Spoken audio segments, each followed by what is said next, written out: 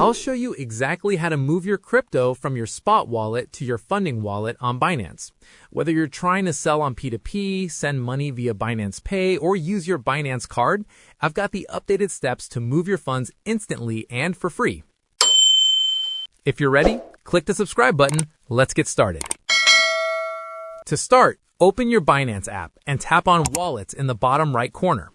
At the top of the screen, you'll see different tabs like Overview, Spot, and Funding. Tap on the Spot tab. Right under your total balance, tap Transfer button. Now, look at the From and To fields. Ensure it says From Spot Wallet and To Funding Wallet. If it's backwards, just tap the small yellow arrows on the right to swap them. Next, tap on the asset or coin name to select what you want to move, like USDT, BTC, or BNB.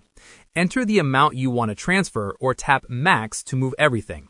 Finally, tap Confirm Transfer at the bottom. If you are using a computer, the process is just as easy. Hover over the wallet icon in the top navigation bar and select Fiat and Spot. Click the Transfer button located at the top right of the page.